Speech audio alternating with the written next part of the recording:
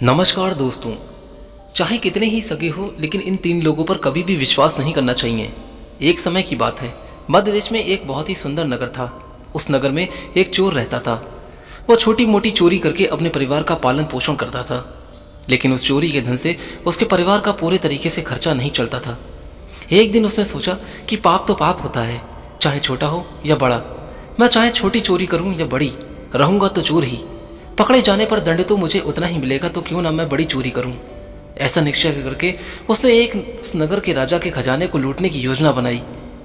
रात होने पर वह राजमहल में घुस गया और किसी तरह जहां राजा का खजाना था वहां पहुंच गया। और वहां पहुंचकर उसने देखा कि खजाने के कई सैनिक पहरा लगा रहे थे। सख्त पहरा देखकर चोर को लगा कि उसकी आंखों में धूल झोंकना बहुत कठिन काम है, और सोचने लगा कि यहाँ तो साक्षात काल पहरा दे रहा है। अगर मैंने चोरी करने की कोशिश भी की तो जीवित नहीं बचूंगा। यह सोचकर चोर उल्टे पांव लौट पड़ा। और लौटते समय उसने सोचा कि खाली हाथ लौटने से तो अच्छा है कि कुछ ना कुछ यहाँ से लेके चलूं। मेरा यहाँ आना व्यर्थ नहीं होना चाहिए। चोर के दिमाग में विचार तो आया कि राजा के शयन कक्ष में चलना चाहिए, जहाँ राजा सोता है, और इस समय राजा अपने राजवस्त्र उतारकर सो गया होगा। मैं राजा के राजवस्त्र चुरा कर ले आऊंगा और उन्हें पहनकर आसानी से धन चुराकर यहाँ से निकल जाऊंगा।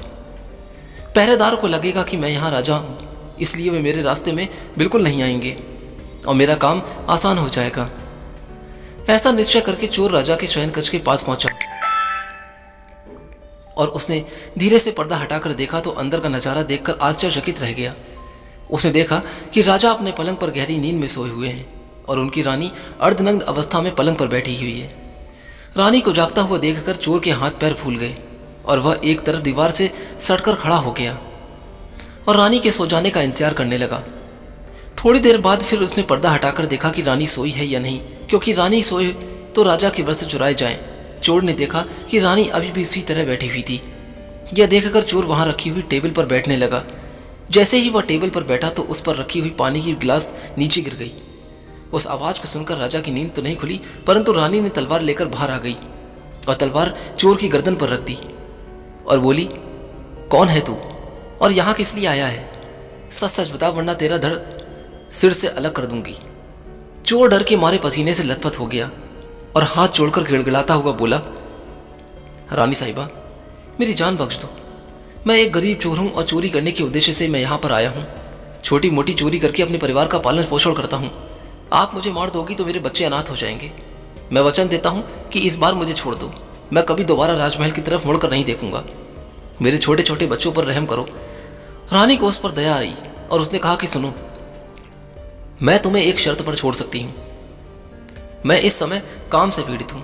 यदि तुम मेरे साथ समागम कर लो तो मैं तुम्हें यहाँ से जाने दूंगी, वरना एक ही झटके में तुम्हारा सिर काट दूंगी। रानी की अनोखी शर्त सुनकर चोर भी और भी ज्यादा घबरा गया और कहने लगा कि रानी साहिबा, यह तो आप क्या कह रही हो? मैं तो एक चोर हूँ और आप इतने बड़े राज्य की महारानी, मेरी क्या औकात है जो मैं तुम्हारे साथ ऐसा करूं? मेरे लिए तो यह सोचना भी बहुत बड़ा पाप है। रानी ने कहा, मैं कुछ नहीं सुनना चाहती। अगर तुम अपनी जान प्यारी है तो तुम जैसा मैं कहती हूँ वैसा ही करो, वरना मरने के लिए तैयार हो जाओ। रानी का ऐसा प्रस्ताव सुनकर चोर की जान हलक में अटक गई और वह सोचने लगा कि आज मैं बहुत बड़ी मुसीबत में फंस गया। यदि मैंने रानी की बात नहीं मानी तो भी मारा जाऊंगा, और बात मान ली तो भी मारा जाऊंगा। चोर बहुत बड़ी दुविधा में पड़ गया कि मैं क्या करूं।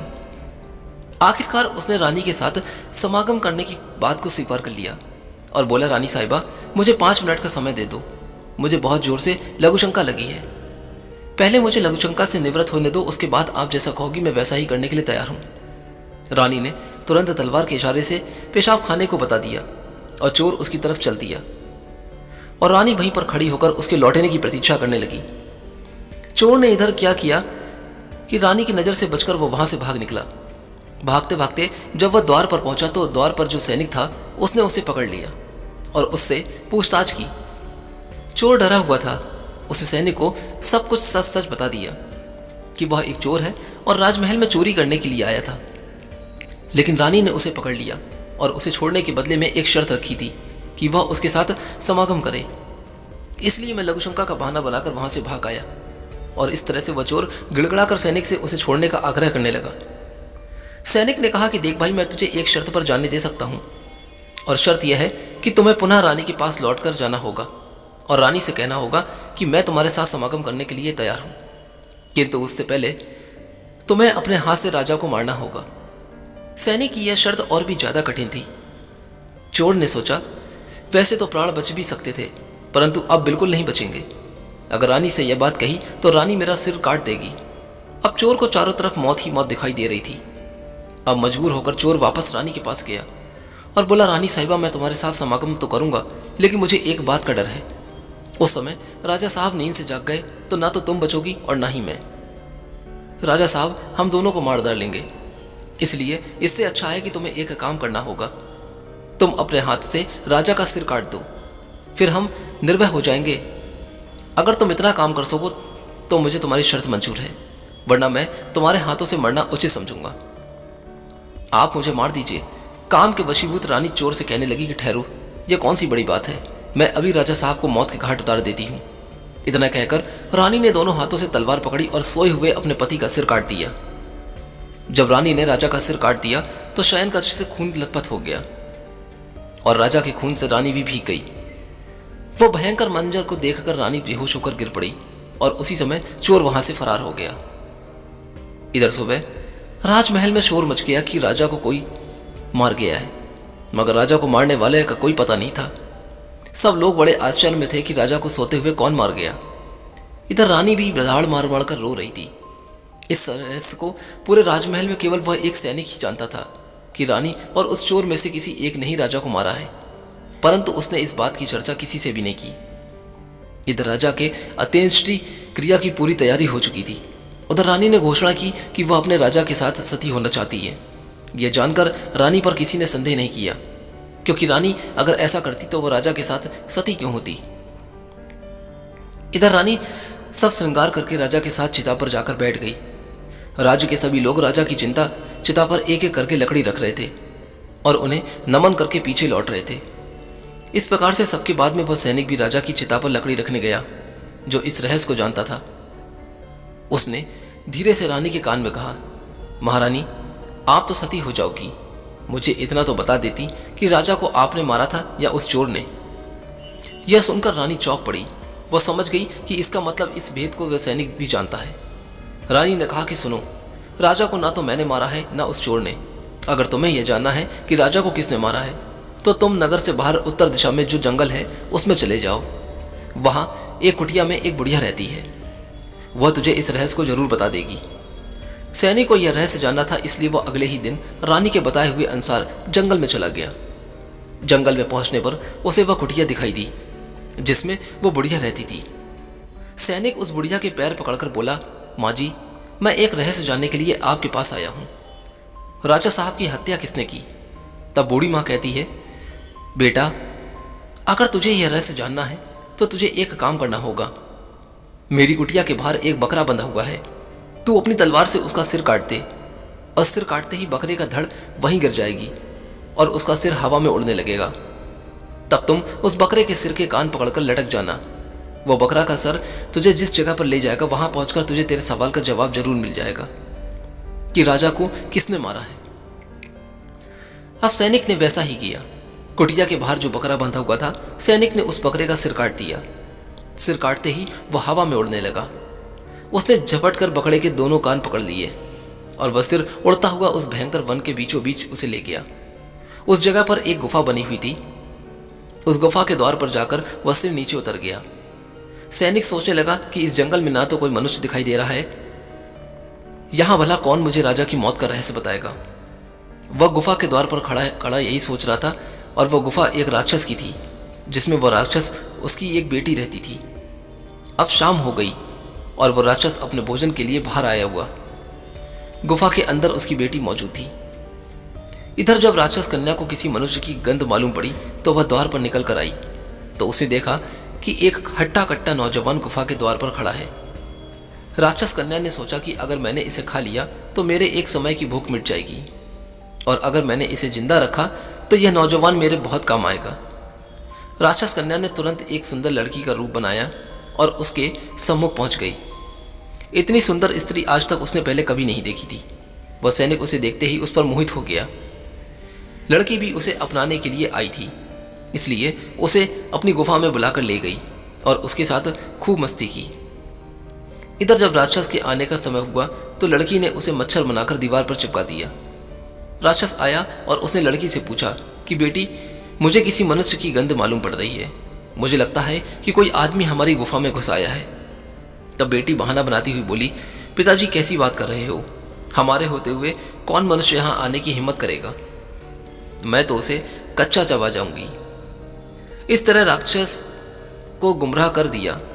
अब वह राक्षस कन्या रोज उसे रात होने पर पुरुष बना देती और दिन में उसे मच्छर बनाकर दीवार पर चिपका देती थी। इस प्रकार सैनिक को राक्षस की गुफा में रहते रहते काफी दिन बीत चुके थे। अब उसे अपनी पत्नी और बच्चों की याद आने लगी, परंतु राक्षस कन्या के चंगुल से नहीं निकल पा रहा था। एक दिन उसे मौका मिल गया और वह किसी तरह रात में वहां से भाग निकला और भागते भागते कई दिनों के बाद वह अपने नगर पहुंच गया। अपने घर पर पहुंचकर उसे बहुत खुशी हुई। अपने बच्चों से मिलकर वह बहुत प्रसन्न हुआ। वह सोचने लगा, अच्छा हुआ जो मैं वहां से भाग चला आया, न जाने कब तक वो मुझे मच्छर बनाकर वहां रखती। इस तरह उस सैनिक को अपने घर पर रहते हुए काफी दिन बीत गए। एक दिन उसे फिर उस लड़की की याद आई। अब तो वो दिन रात उसके ख्यालों में खोया रहता, उसकी सुंदरता को याद करके उससे मिलने की इच्छा भी करता। उसके बिना न खाना अच्छा लगता था और ना ही पीना। हर समय वो यही सोचता था कि उसे किस तरह मिलन होगा। सैनिक उस राक्षस कन्या से मिलने के लिए छटपटाने लगा और उसने फिर से उसके पास जाने का निश्चय किया। उसने सोचा कि पिछली बार तो मुझे उस बुढ़िया ने पहुंचा दिया था, लेकिन अब मैं वहां से भागकर आया हूं, इसलिए मुझे रास्ते का भी ज्ञान नहीं। क्यों ना मैं एक बार फिर उस बुढ़िया की सहायता ले लूं। ऐसा सोचकर वह उस बुढ़िया की कुटिया पर पहुंच गया और हाथ जोड़कर बोला, हे माता, एक बार मुझे फिर से उसी स्थान पर भेज दो जहां पर मुझे पहले भेजा था। अब वह सैनिक राजा की हत्या का रहस्य जानना तो भूल चुका था और उस राक्षस कन्या से मिलने की बेचैनी उसके अंदर बढ़ती जा रही थी। वह बुढ़िया समझ गई कि यह काम के वशीभूत है। उस बुढ़िया ने कहा कि बेटा, पहले तो मेरे पास एक बकरा था जिसके कान पकड़कर तुम वहां चले गए, अब तो वह भी नहीं है। मैं अब तुम्हें कैसे पहचाऊं? तब सैनिक ने कहा कि हे माता, मैं तुम्हारा जीवन भर ऋणी रहूंगा, एक बार उस लड़की से मुझे मिला दो। बुढ़िया ने कहा, बेटा मैं तुझे मिला तो दूंगी, पर इसके लिए तुझे अपने बेटे को मेरे पास लाना होगा। सैनिक बोला, यह कौन सी बड़ी बात है? इतना कहकर सैनिक अपने बेटे को बुलाकर ले आया। बुढ़िया ने कहा, बेटा जिस तरह तुमने बकरे का सिर काटा था उसी तरह तुम अपने बेटे का सिर भी काट देना, फिर उसी तरह इसका सिर भी हवा में उड़ने लगेगा। तुम इसका सिर पकड़ लेना और यह तुम्हें उसी स्थान पर पहुंचा देगा। काम के वशीभूत वह सैनिक अपने बेटे का सिर काटने के लिए तैयार हो गया। उसने जैसे ही तलवार लेकर बेटे का सिर काटना चाहा, तब उस बुढ़िया ने उसका हाथ पकड़ लिया और कहने लगी, ठहरो, यही तुम्हारे प्रश्न का जवाब है। चाहे कितने ही सगे हो, इन 3 लोगों पर कभी भी विश्वास नहीं करना चाहिए। पहला, राजा को न चोर ने मारा था और ना ही रानी ने। राजा को हवस ने मारा था। जिस तरह काम वासना में अंधे होकर तुम अपने बेटे को मारने के लिए तैयार हो गए, इस हवस के वशीभूत होकर मनुष्य अंधा हो जाता है और वह निंदित से निंदित काम भी कर डालता है। दूसरा, इसी तरह धन का लालची भी धन में अंधा होकर कुछ भी नहीं देख पाता, वह धन के लालच में आकर किसी को भी मार डालता है। और तीसरा, क्रोधी क्रोध में अंधा होकर मनुष्य सब कुछ भूलकर वह सब कुछ कर डालता है जो जीवन भर उसे पछताने के लिए विवश कर देता है। क्रोध में वह बुद्धि विवेक से शून्य हो जाता है और अपना पराया उसे कुछ नहीं देखता। इन तीनों से हमेशा बचकर रहना चाहिए, अन्यथा जीवन भर पछताना पड़ेगा। तो दोस्तों, ये कहानी आपको कैसी लगी? अगर अच्छी लगी हो तो यहां से जाने से पहले एक बार वीडियो को लाइक करके इस चैनल को सब्सक्राइब जरूर कर दीजिएगा। तब तक के लिए जय श्री